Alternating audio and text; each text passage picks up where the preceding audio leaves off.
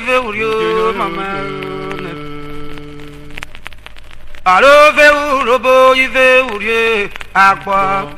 Otubure kabije dodala nena. Urhobo, Ejumina kajeje dodala kwaya.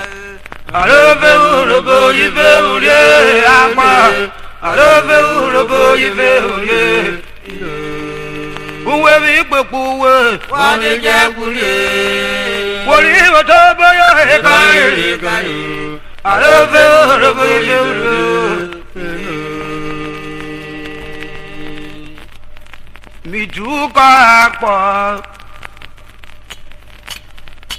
Miduka Akpor Nigeria kere ye mamre mo Miduka Akpor. Nigeria na kere ye mamre mo Miduka Akpor. Miduka Akpor. Ajana mizodana Miduka Akpor. Anu we mi pokoye Miduka Akpor. O waye o mo Miduka Akpor. we anu jana daje kuri o Miduka Akpor.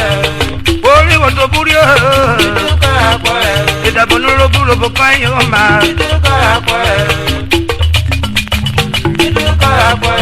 Ajana ni Otubure Miduka Akpor. obero ka bere Miduka Akpor. ajaro bi bayi re Miduka Akpor. ajaro bi wu re Miduka Akpor. ewuro gwa ya na medo dana Miduka Akpor. ibiri ko ya wota Miduka Akpor. Miduka Akpor. Miduka Akpor. idabonu Akpor Miduka Akpor. yaye Miduka Akpor. Miduka Akpor. idabonu Akpor Miduka Akpor. we anu jana jara we Miduka Akpor. anu we wi ko koye Miduka Akpor. yoye de ya ke mara yo Miduka Akpor. idapa kuri Miduka Akpor. we anu jali Otubure Miduka Akpor. ofe mere para Miduka Akpor. okugbe ive Miduka Akpor. okugbe ive ninu Miduka Akpor. Miduka Akpor. yaye Urhobo Miduka Akpor. are wa belo pa bere bere o ne go Miduka Akpor. e mo ja na wieri jo Miduka Akpor. o mu no bulo bokuye Miduka Akpor. e mo ki nwewe Miduka Akpor. o ja na ni wo Miduka Akpor. wa da ni re da ko pa ye Miduka Akpor. e ma bi ma gwa du ye ki we Miduka Akpor. e mere me wa ye ki we Miduka Akpor. da ko ke na o je ba ye Miduka Akpor. o na ke ru ro ye Miduka Akpor. e ri wo Miduka Akpor. e mere re ra gwa ya na Miduka Akpor. ide ke di ve Miduka Akpor. Miduka Akpor. e kuma Miduka Akpor. aja inu ma wo ni ru Miduka Akpor. e ba ti ko ro gba kuri o Miduka Akpor. oji ti ba ti koro na Miduka Akpor.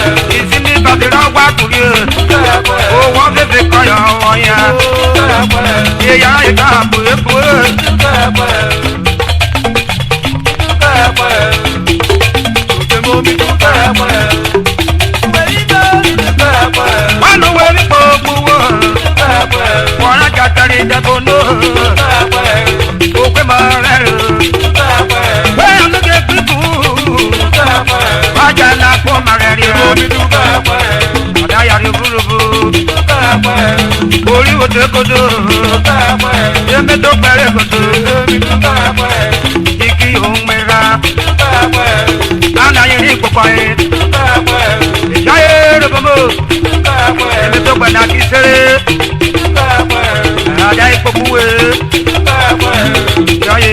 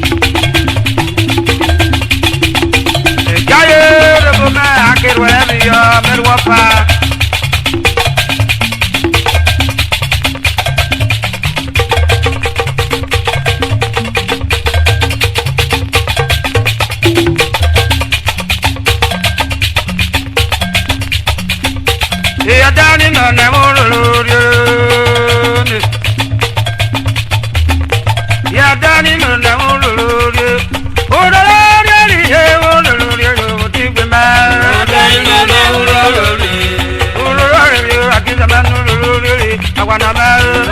Nona uloloye, uloloye.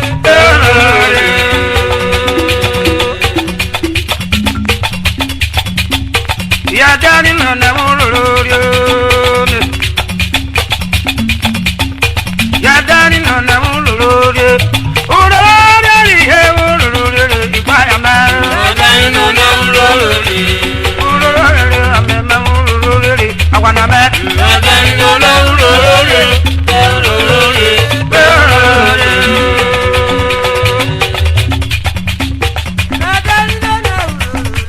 Babu mana maluku.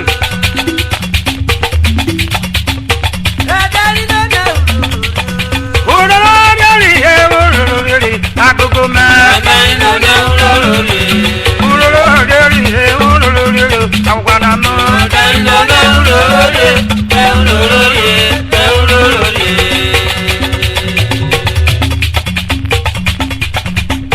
Ya dani nona uloloye.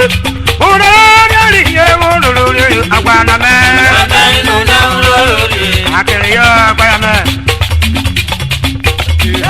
Nona uloloye. Uloloye, amemo. Nona uloloye. Oye wake, Madame Rutale Siri. Nona uloloye. Uloloye, awanama. Nona uloloye. Yende, mamo, etabo, namo. Nona uloloye. Ugwa majawa ke yari kwa ya mende jonene. Nona uloloye. Alo jilivya, kanagyo makopa mama urani avu. Nona uloloye. Uloloye, inino. Nona uloloye. Oye wakoto 50, kotako soyo dialo. Nona uloloye. Amalori jawata, ukokoli. Nona uloloye. Uloloye, amemo. Nona uloloye. Uloloye, iketeme. Nona uloloye.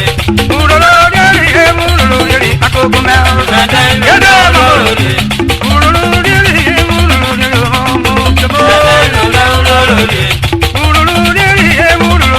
akogome. Ibe, odido.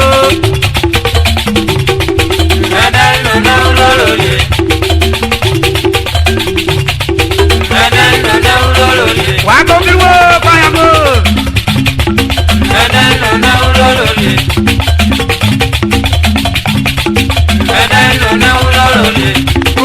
Uloloye, aguanamo. Yende, aguamo. Wakogirwo, lele. Hey. Uloloye, kado. Uloloye, ekalo. Oye wakoko tineka, faya kaiwari. Hey. Uloloye, aguanamo. Aja tineka, wemine nule ya yejo, lele. Misote aye, wabo kejira. Benji, ugbo maja wako wopi wario. Wande Benji, wemine nule ya naji. Ebabo. Uloloye, ipadamo. Luje, uloloye, amemekebo.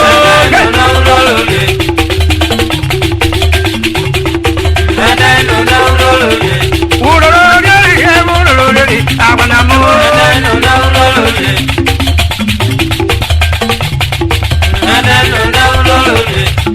Ikaro, bobi Nigeria yo. Uloloye, agbamo. Yaye wa